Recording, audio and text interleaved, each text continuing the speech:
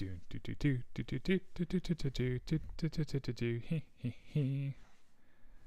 sick of people thinking I want everyone to hate the military. Then why are you making everyone hate the military? Well, as it turns out, she was a Cylon. Which will be why she's trying to make everyone hate the military. There's a guy, one of our viewers / listeners, is of a generation who watched the original Battlestar, and so we were talking the other night about how like the guy that played Tom Zarek was the original Apollo, and how like Starbuck was. Or was it Boomer was black? I think Boomer, yeah. Yeah. We talked about this last time. I think that must have been, yeah.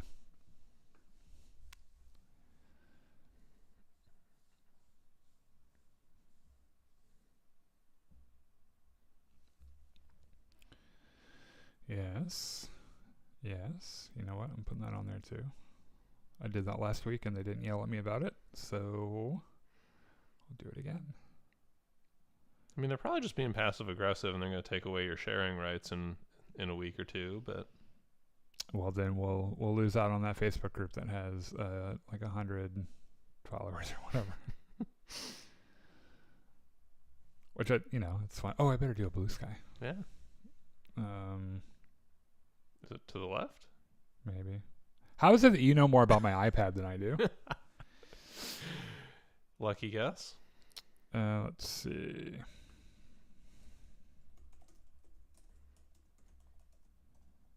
I forgot you're supposed to use hashtags on Blue Sky.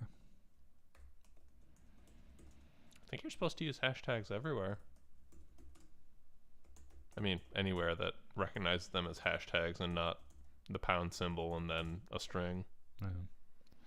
Remember when hashtags first started to like really become a thing, and our mutual acquaintance Adam Cosberg was just real upset at them in general. Why was he upset at them? It was a thing everyone was doing, and he was annoyed by them, I think. Okay. I don't know. I think I've shared this Hey, what's up, Winston? Hello. I think we've shared this everywhere. Should we go? I think we're ready to go. Yeah. Okay.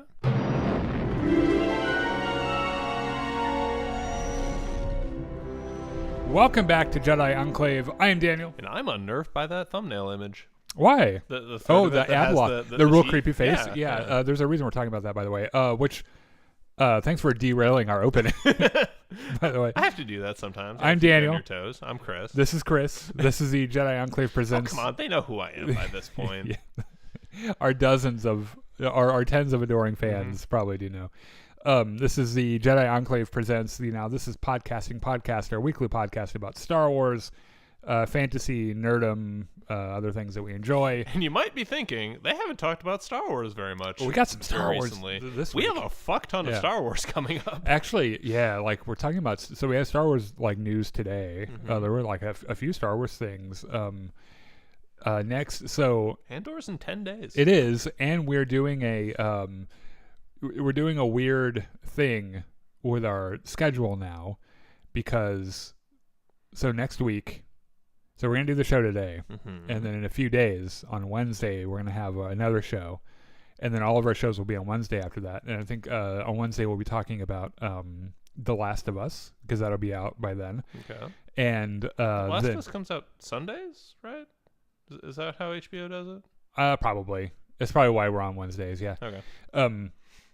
And directly after that, we'll be doing a buzzed recap for Andor Season 1, which then will be the next week, I believe. And then we'll be doing Andor after shows after they happen, like on the day they release. After 2 goddamn hours of Andor. Yes. Closer to 3. It's going to be 3 episodes. Each of them are, I think we saw like 40 and 50 minutes. Yeah. Right. So it'll be pushing close to 3 hours. Yeah. Or at least 2.5. That'll be a thing. While you're here, if you could join us on Facebook Live, YouTube, Twitch, and Discord, all the links are there in the description. We're also on Blue Sky. It's like a more peaceful Twitter. It's Twitter without the Nazis. Yeah, fewer Nazis. Which, I mean, to be fair, what a utopia. Yeah. No Nazis. Unfortunately. Just fewer Nazis than we have now. It's the best we can hope for. So I'm going to get right into this because there's kind of a lot tonight, and there was a fucking banger episode of Daredevil this week. You watched that, right? Yeah. Okay, because I saw your head move, and I was like, oh, God. Oh, no. Oh, no. One of these Star Wars news things, by the way, I'm putting in so I can talk about something else. Okay. That I'm really excited about that I don't think you've seen, and we're going to I want some time, so we're going to get into this. Right. I think probably the first big thing, since Andor is coming up, Tony Gilroy has been doing some press. Yeah, they had a red carpet event in London. Yeah. And of course there were reporters there. Yeah. And one of them asked him, hey, what other Star Wars projects do you want to do? And he, was goofing around saying, oh, how about a 3-camera sitcom or a horror project? Yeah. And this reporter asked, well, what kind of horror project would you make? And Tony Gilroy was like, actually, now that I think about it, Disney's actually doing something about that. Yeah, which everyone was like, excuse me? What? Yeah. And Kathleen Kennedy is watching this like, that motherfucker. I'm supposed to do that. Yeah. What the hell? That's my thing. Yeah, I'm supposed to announce things and then cancel them, not Tony fucking Gilroy. Also, Disney's legal ninjas immediately sprang into action. Did they? Did they kill his family? I assume they had to. Yeah. I know he mentioned that he Andor season 2 is the last Star Wars thing he plans on doing. It leads directly into Rogue One, Yeah. and then Cassian Andor dies. Yeah. Spoilers. Which is too bad because I think he's been kind of the best creator for Star Wars, I think, since Rian Johnson. And you know what? Come at me. I don't give a fuck. I don't think, as far as things I've enjoyed, all the things he's done, I've enjoyed. So in the pretty top shelf quality as well. So I'm a little disappointed he doesn't plan on doing any more. Honestly, I am thankful that Disney is accepting that he had a vision for 2 seasons of a show. It's going to tie up the loose ends. Yeah. And they're not pushing him to stretch it, into 3 or 4 seasons just so they can get more subscribers. They're saying, okay, this is your vision. Yeah. This is your show. We're going to be happy with that. And maybe down the line sometime, if you have another idea, call us and we'll set something up. Yeah, well, and you know what? Maybe we'll start giving other creators as much freedom as we gave you to fully realize their vision. Because turns out you get really good results when you let when you give creative people a big check and say, do what you gotta do, you get good shit. Yeah. Let's move on to the next. By the way, if you're watching, if you're noticing, I went to Target today, and as a reward for his good behavior, my partner bought me a new Black Series. This is Jedi Master Kelnaka the Wookiee, who I got to choose. It was Farm Boy Luke, which I'm not, out of all the Luke things, Farm Boy Luke is my least favorite. Yeah. The little tracker guy from Acolyte. Okay. The little, he looks like a chinchilla. Yeah, I know who you're talking about. There was Manda with a Darksaber. And Nome Jacinto? No, I don't think he exists in Black Series because that would have been my first choice. Yeah. And Vernestra Rowe from Acolyte as well. So I assume she has a bitchin' light whip. It's just a lightsaber. And yeah, I know. I would assume it's kind of hard to put that in toy form. Yeah. So anyway, I was like, I damn near bought all of them because if John hadn't been there with me in Target, I would have been like, oh, we're buying all of these. Yeah. He was like, you can have one. You can have one toy. I was like, okay. Thank goodness somebody in your household is good with budgeting. Yeah, that's true. If I was in charge of our money, we'd have a lot of really cool shit, but we would not. And you would not have a house. Yeah, I wouldn't have a house. So next on our docket here. So Jesse Plemons. So this is according to, I guess, Industry Insider. So rumor alert. This is not confirmed. Yeah. No one at Disney has said anything. However, a reasonably reliable source has said. So Shawn Levy has an upcoming Star Wars film. Apparently, Jesse Plemons of Breaking Bad fame will be in it as a character, as specifically the main villain. He has been offered a role. Yeah. Which I assume he'll take it. I mean, that would be a pretty big deal. Make a lot of fucking money on that. So there's I did not put this in here. This is an interesting rumor. Yes. It is not much more than that. It's there because you want to talk about Breaking Bad, isn't it? No. Something... I love Breaking Bad. Don't get me the fuck wrong. Mm-hmm.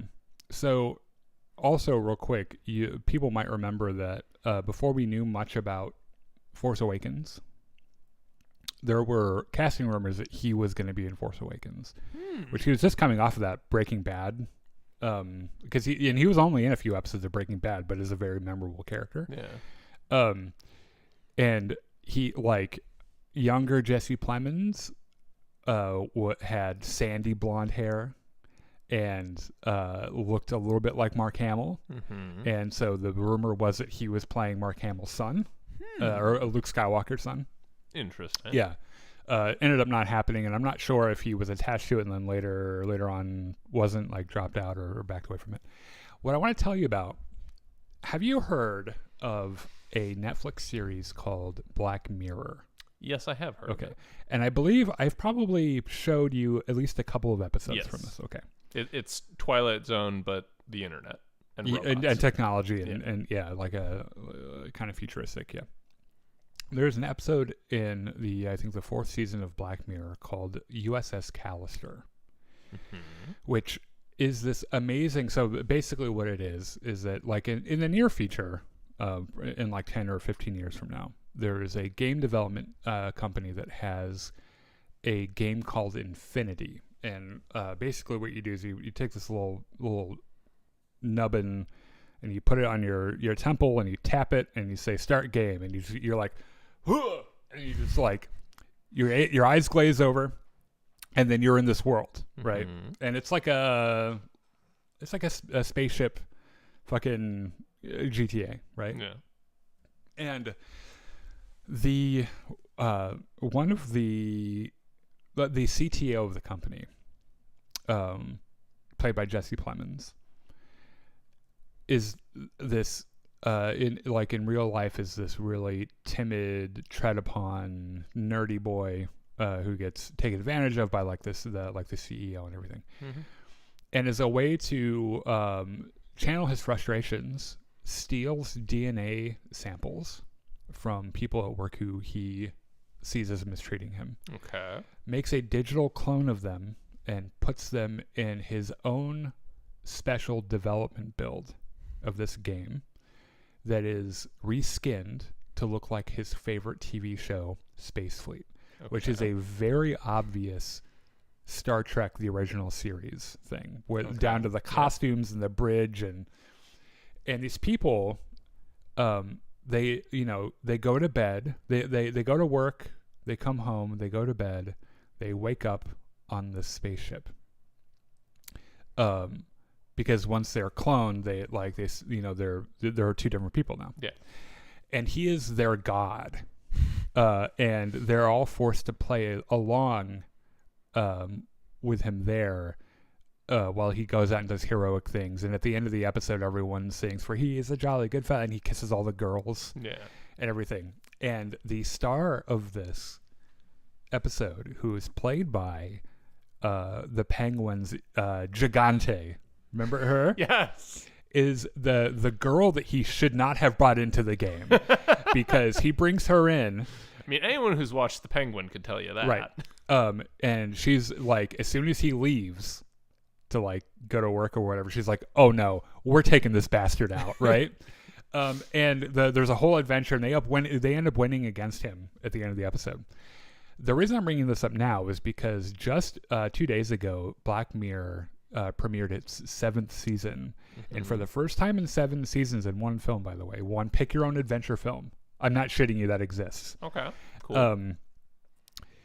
They did a sequel to one of their previous episodes, which was the USS Callister. Yes. And the whole thing is, so at the end of the first, like the original episode, they get out of his development build and into the main game, and they're just digital beings in this main game. Mm-hmm. And they have the whole universe to explore. Yeah. And so the new episode that John and I watched just a couple days ago when it premiered is like a continuation of that, and a look of, like, some other issues that would crop up from that, and this whole thing, and it is insanely interesting and well acted, and feels at times like Star Trek, and lots of JJ lens flares, and like the whole thing is really cool. So what you're saying is they're living inside Elite Dangerous now. Yes. Yeah, more or less. If you could play Elite Dangerous and then when you're plugged in, not be able to discern it from reality, and all of the basically yes.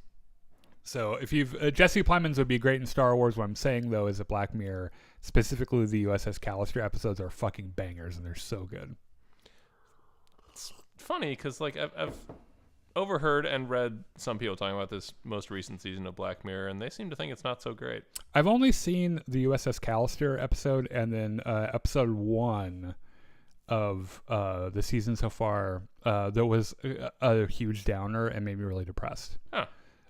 But it was really good, and it was an indictment on the kind of the capitalist fucking hellscape that we're in. You know, Michael Mick says, "Do you think that if Luke have used Obi-Wan's double-ended lightsaber in one of the last fights on the moon?" What? Sir, step away from the bong. Lay down the crack pipe. Put the crack pipe down. Take a step back. Mm-hmm. Sleep it off. Get back to us tomorrow. Yeah. Christopher says, "May the force be with you, Daniel and Chris. I hope you are both having a good night." It is a pretty good night, I think. It's all right. So, speaking of video games. Yes. Star Wars Outlaws, thank fucking God, because they announced when this game came out, they're like, oh no, there will be other DLC packs. Mm-hmm. And there was one, which was a Sabacc tournament thing that you do with Lando. By the way, I mean, Sabacc was apparently the best part of that game. So it is really fun, and the Sabacc DLC, there wasn't a lot of Sabacc in it, which kind of sucked. But you might remember that there was some closures at Ubisoft. They were shutting some different parts of the company down, and we weren't sure if that was going to affect Star Wars Outlaws, but it turns out they are putting out their next DLC. It's going to be announced and previewed, I think, at Star Wars Celebration that starts here in about a week or so. In Japan. Yeah, called A Pirate's Fortune, and they're aiming for a spring 2025 release, which means that they will wait until the very last day of spring to put it out. That's generally what happens. Yeah. And the players will join Kves and Hondo Anaka. Yep. And it's going to be a whole adventure, which is going to be great because Hondo is a fan favorite character from Clone Wars, and he's also in Galaxy's Edge as one of their like crazy lifelike animatronics and everything. And he's a really fun character. So he's also in Rebels too, a little bit. So we can look for that spring 2025. Also, it's also another way of saying that there's a Star Wars Celebration going on next week, so there's probably gonna be a whole lot of crazy shit happening. Yeah, we're gonna be talking about a bunch of shit, I bet, and we'll be posting about it throughout the week.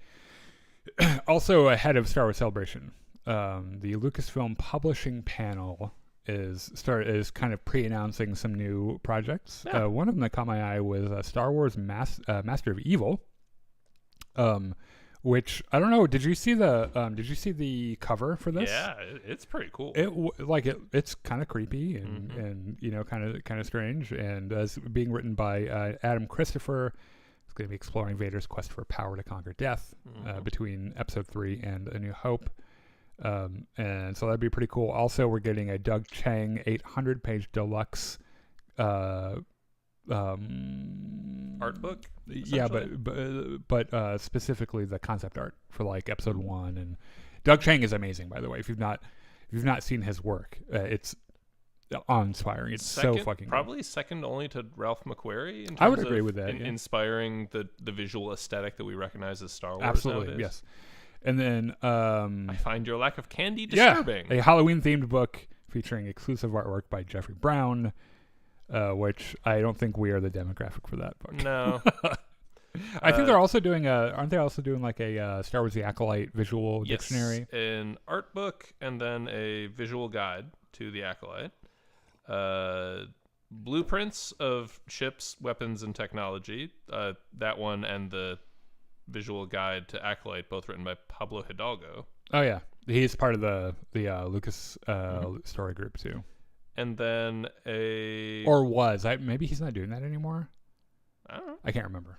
It seems like a dream job. I don't know why you believe it. Well, Star Wars fans is why. This is true. And I think that if he left, I think that might have been why.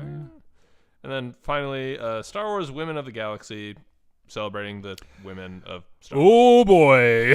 Yep. I wonder who's going to have a problem with that. The worst people in the world. It says Pablo Hidalgo is an author at Lucasfilm. He's been identified as senior creative executive franchise story figure. Wow, what a title! And a member of the Lucasfilm Story Group. Mm-hmm. So I guess he's probably still there. Still there, yeah. Which is cool. Like that job, I would kill my own mother for that job. I would kill a lot of people's mothers for that job. You don't like your mother. So, I know. So that's not a very... I would kill someone else's mother for it, though. I can tell you that right now. Like, if Kathleen Kennedy, because we do talk every week, because we had to like make sure that the messaging, is set up and we're shilling the most efficient way possible. If she showed up to my house like she does every weekend and says, Daniel... with her partner, Brie Larson. Right. They're like, if you kill Chris's mother, we'll let you be on the story group. And it'd be like, oh, Chris, where does your mom live? Don't think I'll be telling you that. Yeah, if I ever randomly ask, yeah. I don't need any blood sacrifices on my conscience. Yeah.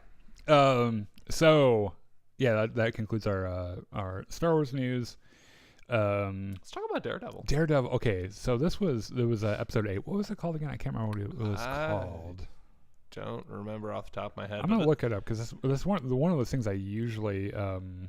This was one of those quickly spiraling towards the climax episodes, and things were coming to a head.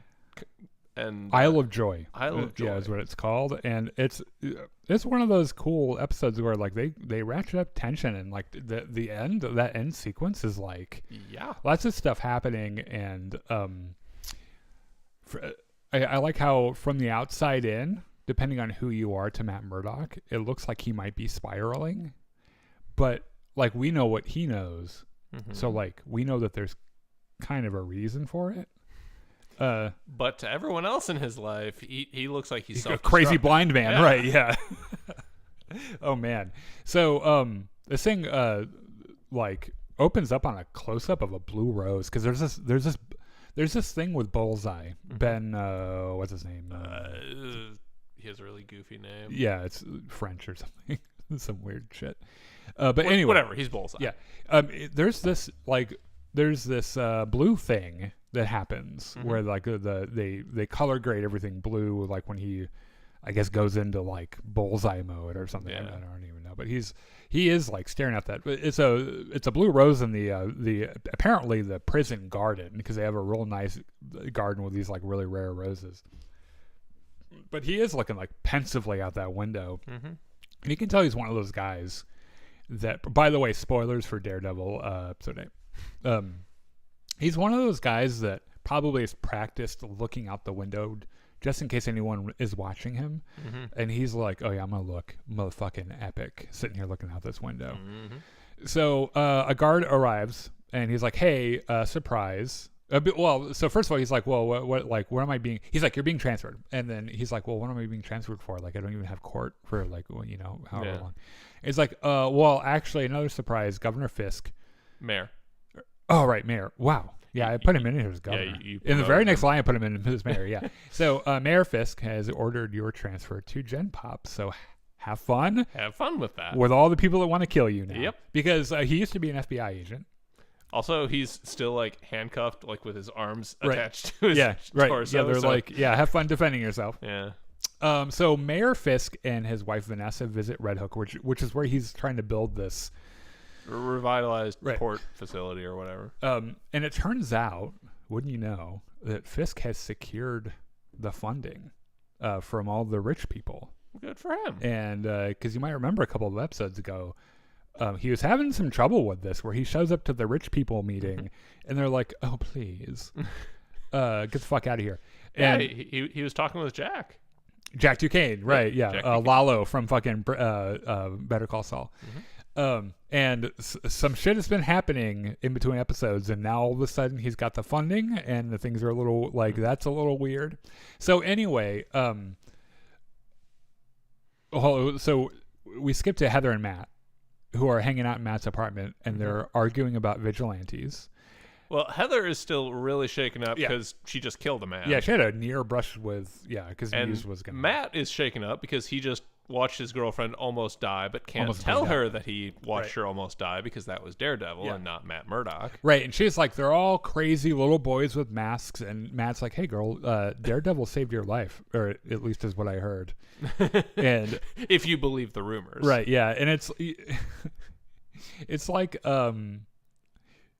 how does she not, first of all, how does she not know that it's like that? This is such a trope with these secret identity superheroes, where like, whenever someone talks about them in slightly disparaging ways, or is like, well, are you sure about, like, from my point of view, it seems like he's just trying to do the right thing. And it's like, dude, you could not be more obvious if you tried. Right. Like, you might as well just hold up a sign saying, I'm Daredevil. I'm Daredevil, yeah.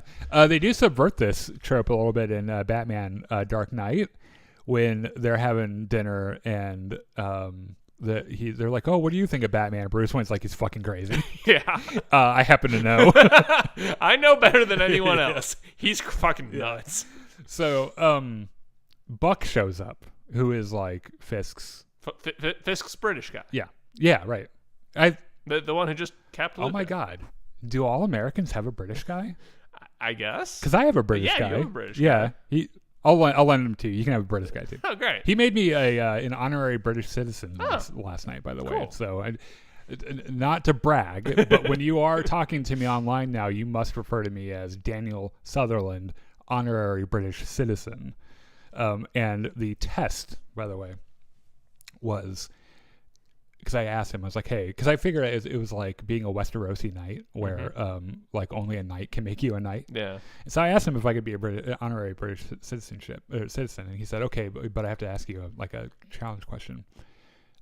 What do you get if you go to Greg's? And I did not know what Greg's was, other than it had something to do with food, so I just guessed sausage roll. 'Cause that's like the most British food I could think of. And there is this like silence while we were playing, and then he was like, "No, yeah, that'll do." And I looked it up, and Greg's most famous item is a sausage roll, which I just totally guessed off the top of my head. Good for you. So anyway, you can congratulate me later. So Fisk's British guy shows up and asks for Heather, which he's showing up to Matt's house. Yes. And Matt's like, how the fuck do you know she was here? And he's like, oh, honey, we know everything. And remember that because we're very dangerous. And he's there to hand deliver an invitation to the Black and White Ball. And which, by the way, he doesn't really invite Matt. Well, the invitation reads Heather and guest. Yes. I am a little surprised the invitation doesn't read Heather and guest that isn't Matt Murdock, right? But he hand delivers the invitation. Matt is just he's just slowly coming unwound and like crazy. He is instantly like, this is a fucking trap. Yeah. Fisk is bullshit. Fisk is dangerous. You cannot go. Yeah. And Heather's like, well, fuck you. Maybe I will go. Yeah. Right. And he like, she does say like, hey, you can come with me, and he's like, I don't know, and then leaves. Yeah. So Fisk takes, they're still a Red Hook, takes Vanessa down to his custom prison. Yep. His dungeon, and not the fun one. Yeah, and he's like, so do you remember your boy toy Adam? Well, he's still alive, which, by the way, I did say it looked like he might have been still alive at the end of that beating last time. Yeah. And like Adam's begging to let go, and Fisk is like, hey, I promised I wouldn't kill him, but I'm gonna tell you, I'm thinking about him fucking you, and it's given me a lot of trouble. Yeah. And she's like, well, let me fix that for you, and grabs a gun and shoots him. Shoots him like 4 or 5 and times. And then a headshot. Fucking it's like by the way, this show gets fucking dark sometimes. The Fisks are so unbelievably fucked up. Yeah. Well, yeah, because she shoots him, and then like he takes the gun from her, and they look at each other. He's like, that's the hottest I've ever seen you. And then start making out. Yeah. And like, there's a really, the conclusion of this scene is really cool. There's a great shot of like, they sort of like get close and like put their foreheads together, and there's a little gap that you can see like Adam's face with the shot through his head. It is like super weird. Ugh.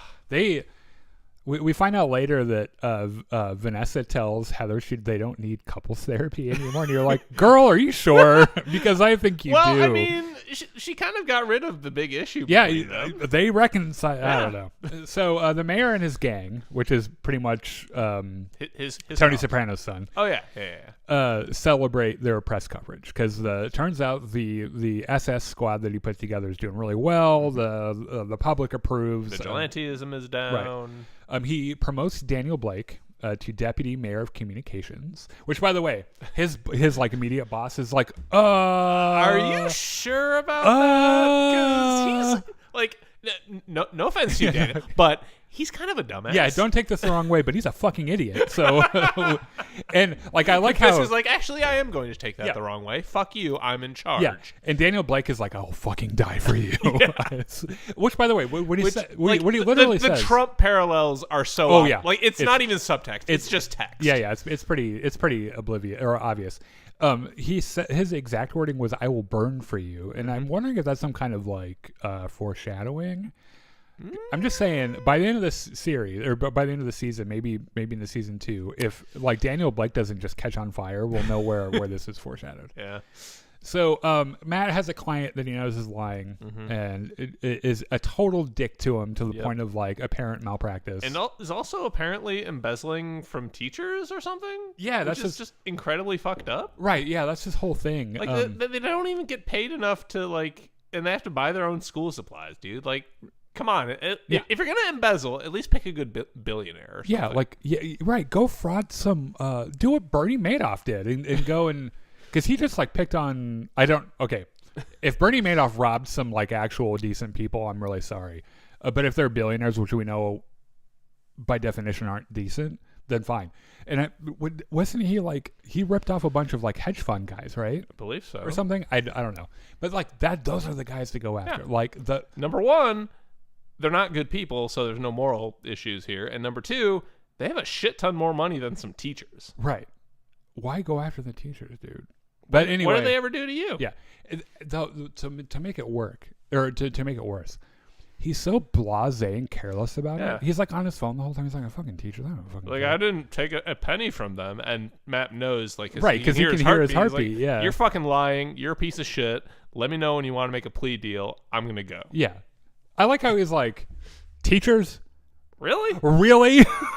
Come on, man. And his law partner is like, you're gonna, what the fuck is wrong with you? You're going to get us sued, and that's a problem because we're lawyers. It's like, what the fuck? And he's like, you know what? I can't take. I'm not doing this right now. Fuck you. I had to go somewhere else. She's like, well, maybe I shouldn't tell you this, but Bullseye called from prison, and he kind of wants to talk to you. Why did she tell him that? Because the plot demanded it. Yeah, if someone called me and was like, your law partner progressively spiraling Matt Murdock, the man that murdered his best friend would like to have a little meet cute with him in prison, I'd be like, yeah, he can't make it. And I would never tell him about it, right? Like, yeah, I'll pass the message along and then never tell him. In the trash, yeah. So Matt, who's feeling a little, I think, goes down to the bar where Foggy died. Yeah, because I think it's been like a year, right, or something. I believe so. Yeah, they're down there celebrating. Well, not celebrating. I think they're just. Well, he's just standing out there in the rain, and the old woman who owns the bar is like, "All Josie, right? Get the fuck in." Right. Yeah, I think she's just inside and she sees him. Yeah. And apparently she hasn't opened the bar in the year since Foggy. Yeah, because she even mentions in that scene, she's like, I don't even know. If the community would want it. Yeah. So who the fuck? I don't know. I might sell this motherfucker. Cherry shows up, who's like, I think following Matt. He's like, what the fuck, man? Also, Matt and Josie do a little day drinking. Yeah. By the way, like he knocks a couple of those back. He kicks back 2 shots. Yeah. Is about to get the third when he realizes that Josie is pouring the special victory liquor. Yeah, and so he has a house moment where like, wait a minute. He only drinks that when we've won a case.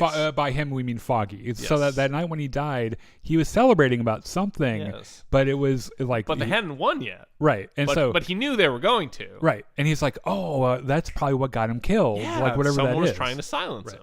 So Matt's like, okay, well, it'd be really good for my mental health is if I go and visit Bullseye. Go on down to Rikers Island and talk to Bullseye.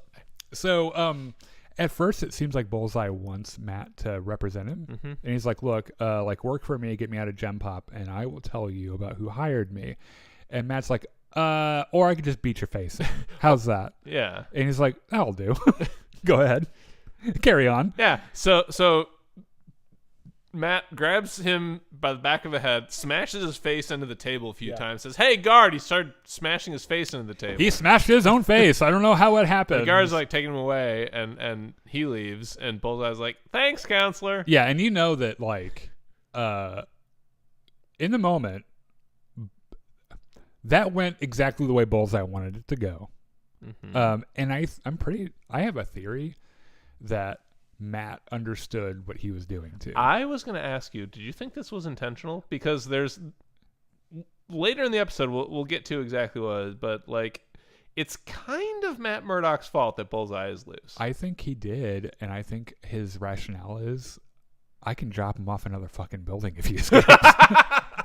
But I can't do that in prison. I mean, we can have another hallway fight where he throws a bunch of knives and sticks them in me. Because doesn't it feel like he is just looking for, because he has all this rage. Yeah, and he's just looking for someone to really go after with it. And it's like, yeah, I'll let him kill a room full of guards, and then I'll drop his ass off a bridge or something, or just a higher building than the last time. Yeah.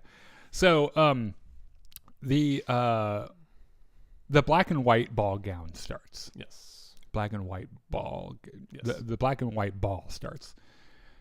Fisk's goons are there, the anti-vigilante guys, because they've turned into like his own like secret service, right? Yeah. So they follow him everywhere. The other SS.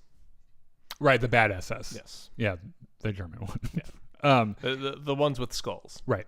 They do this really cool one shot where they focus in on like 3 different conversations. That I really enjoyed. The first one is Sheila and Daniel. So Daniel's the Tony Soprano's son. Sheila's the chief of staff. Right. Yeah. I almost said she was someone else. So basically, she's like, "I love you, but you're not ready for this." And he's like, "Well, when I started, I wasn't sure if we were on the same side, but now all those questions have completely disappeared." Right.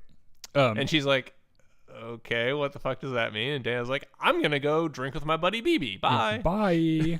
So he shows up to BB and he's like, okay, do you remember the other day when I threatened you? And she's like, yeah.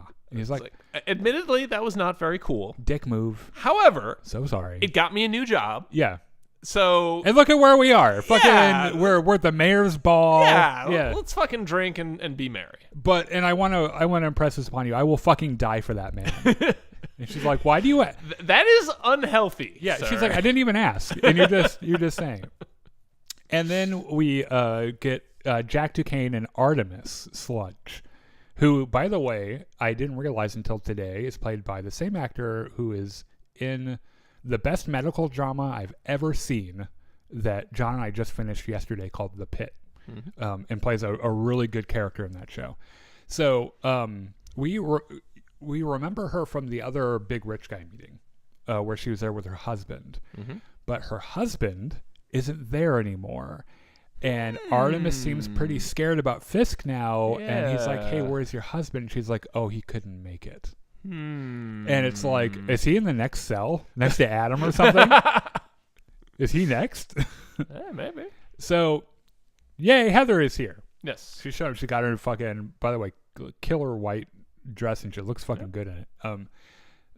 Matt, of course, is not there at the beginning, and so she's like calling me. She's like, motherfucker! Like, if you're not gonna show up, at least fucking tell me. I don't know. I don't know anyone here. I'm just standing here, just eating cocktail just shrimp. A bunch of rich shitheads. Yeah. And oh hey, Mrs. Mayor. I'm gonna go take a shit in a really nice bathroom. God damn it. So Fisk and Vanessa make their grand entrance. So guess who didn't get the memo about the black and white theme? She got the memo. She just didn't care. She's like she is the first lady of New York. Yeah. She's gonna wear whatever the fuck she wants. Someone walked up to her with the memo and she's like, no, I don't think I will. So she's wearing this lavish fucking like red, I do what I want dress. Yeah. So Bullseye is getting treatment stitched up on his head in the infirmary at prison, and has broken his own tooth, which Matt helped dislodge. Yes, and must have the best breast support I've ever seen in my life. Yeah, because he's able to hurl this tooth through this man's head. Well, that's not what kills him, because he, gets out of his handcuffs, breaks part of a pair of scissors, throws that through his head, and that's what kills him. And the doctor, yeah. But still, yeah, that's impressive. I'm not even sure. So, dude was a tuba player, yeah, or something, yeah. So, Bullseye is free now. Yep. Right. So he steals the guard's uniform and his badge and sneaks on the bus to get off the. He gets on the guard bus because he's got stitches and shit, and he's like kind of like you can tell like he's just in a fight and everything. And one of the other guards is like, rough day, huh? Fucking bad day. He's like, you have no idea. So Vanessa and Heather have a little chat, and I mentioned this earlier, but she's like, look, Fisk and I. We reconciled.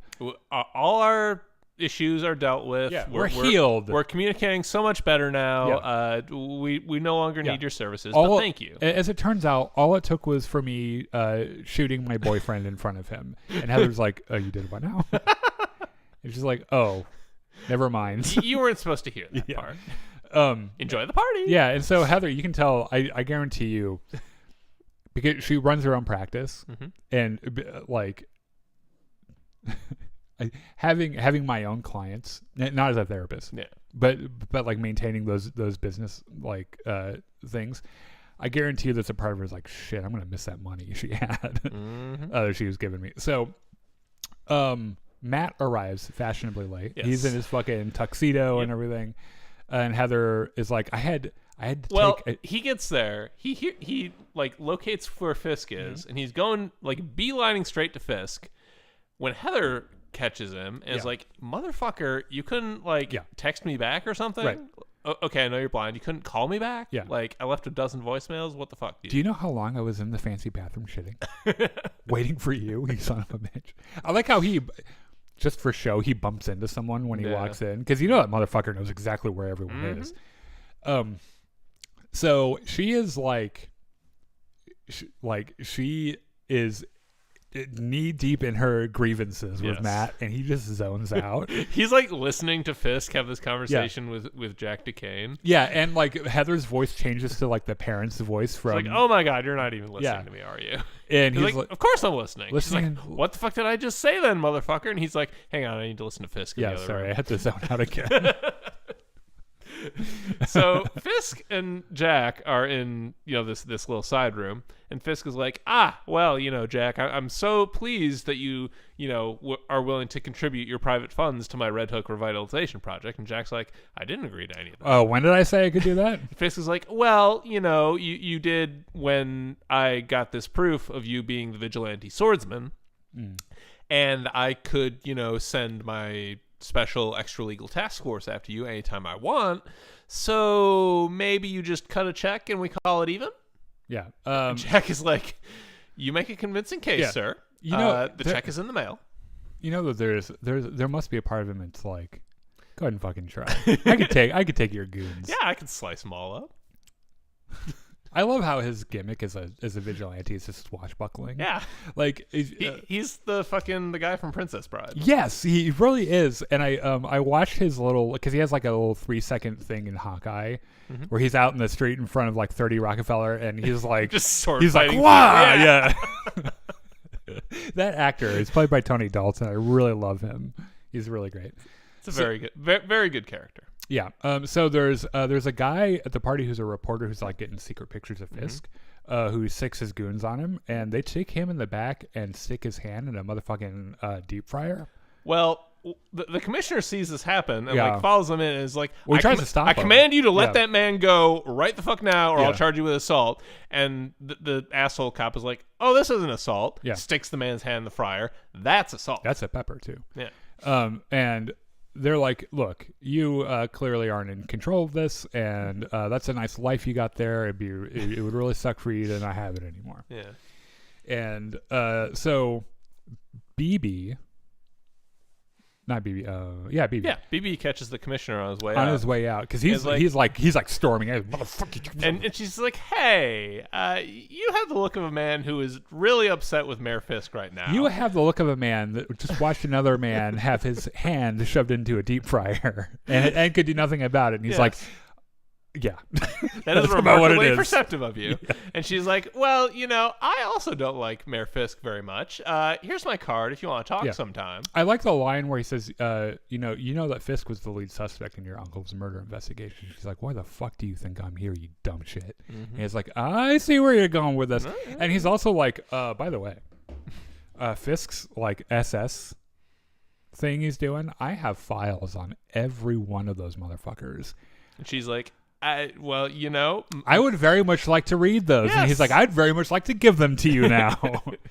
By the way, the whole time this conversation's happening, one of his goons is like watching them very carefully. Yeah. So I have a feeling the commissioner is not long for this world. I think he might be on his way out. Yeah. Fisk and Vanessa have a dance. Yeah. And everyone watches, and I'll be goddamned if it isn't kind of cute. There's a little shot of Fisk, talking to another old rich guy. Yeah. And Matt is kicking him out of the office before they dance, you mean? Yeah. And Matt is finally had enough and storms off to go talk to Fisk and is dragging Heather with him. And then the Fisks start to dance. Right. Yeah, because Fisk is like to his bodyguard, he's like, fucking Matt's coming over here. You want to like step in front of me or something?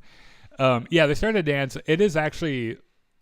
Like, the Fisks have an incredibly fucked up relationship dynamic where they both pull out the worst of each other. Yeah, I know, but those actors have so much chemistry. Yeah. Where, I totally believe it. You buy that they're a married couple who stick together because they shoot people. Yeah. Yeah. Like, they shoot people. Or beat people to death. But they genuinely love each other. Yeah. Which, you know what? Good for them. Yeah. At least they found something. I mean, this world's so fucked up. Take what you can get.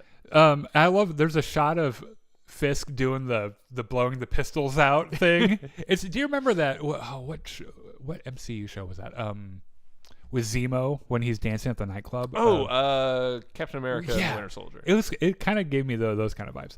So Matt tries to warn Vanessa about Fisk. Well, first he says to Heather, "If anything happens, get the fuck out of here. Yeah. Call Cherry. Call my other lawyer buddy." Which, by the way, at this point, Heather's like, Matt, you are a blind lawyer. You are delusional. What could you possibly have involved in any of this? Yeah. Like, you're acting like you're some vigilante. Like, what the fuck? Yeah. And he's just like, let's put a pin in that. Yeah. I'm going to go dance with Mrs. Fisk for a moment. Oh, the way he does this, by the way, where he just steps in, he's like, I'm taking your fucking wife. And he just leaves Heather. Yeah. And by the way, I love how so there's a move that teachers do because especially small kids are very touchy and huggy, and they love hugs and they want to be attached to adults. Yeah. But that is a liability issue for teachers, and so there is a trained move that we learn called the side hug, where when a kid comes in for a hug, so you pretend like you're coming in for a hug.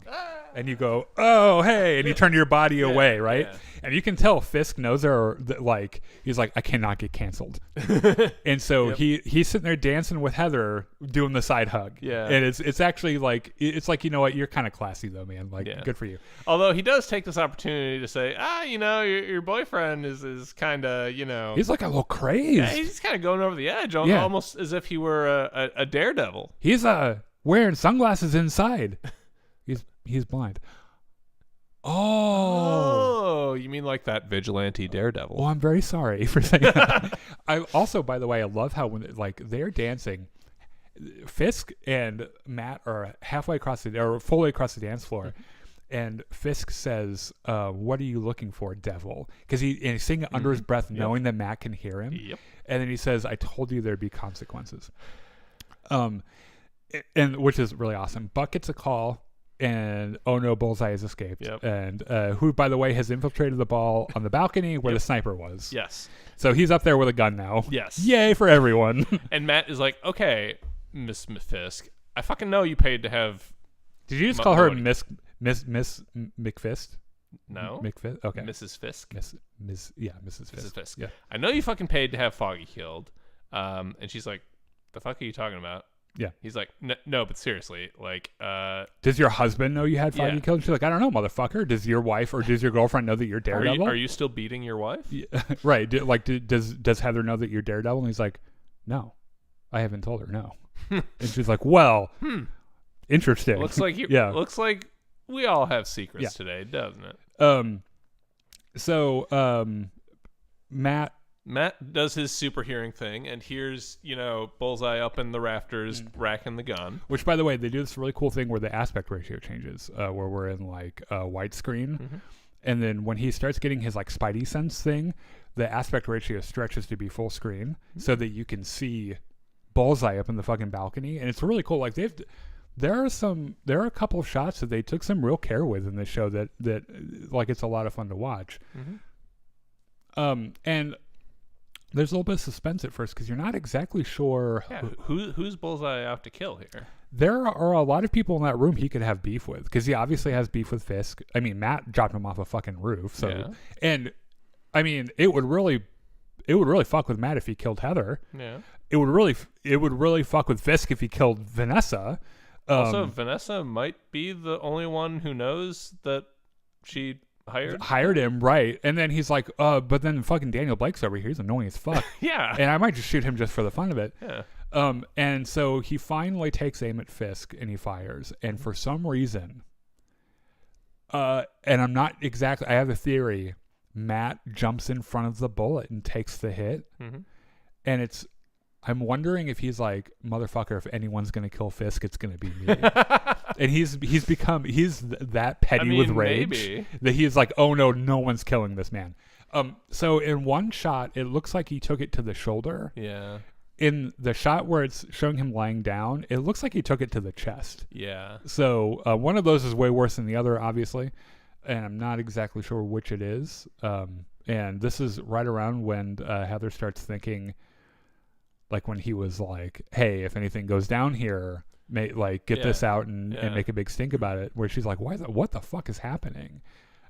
Also, how did my blind boyfriend realize that there's a sniper up there and dash across the room to take a bullet for the mayor? Because who he doesn't like or trust? Right, yeah. And that like a lot of people are like, oh no, he accidentally hit the blind guy. But that Heather saw him like go full like Kevin Costner bodyguard and like take the bullet for him and shit. Get down, Mr. President. Yeah. And it's like, I don't know. It's fucking crazy. And that whole, like the last, I don't know, like 5 minutes ish of this episode was like really dialing up tension and was a lot of fun. This show goes out of its way to compare Matt Murdock and Wilson Fisk and show all the ways in which they're similar. This last scene does a really good job of showing the ways in which they are different, because I guarantee you if the positions were reversed, there is no way Fisk is taking that bullet for Daredevil. Hell no. Well, no, that's killing 2 birds with 1 stone, because he doesn't want Daredevil sniffing around anymore. Yeah. What's up, Georgina? Hello. And then someone on Kick says, hi bro, I have 1 question, please answer me. That was not a question. So no, I refuse. Right after this, we're going to play some Battlefront with our friend Ben for Britain and I don't know, someone else. One other person. I'm not sure who it is yet. I'll have to. We'll figure it out. Show up and you'll know who it is. So please join us for that. It'll be a lot of fun. Otherwise, it's been a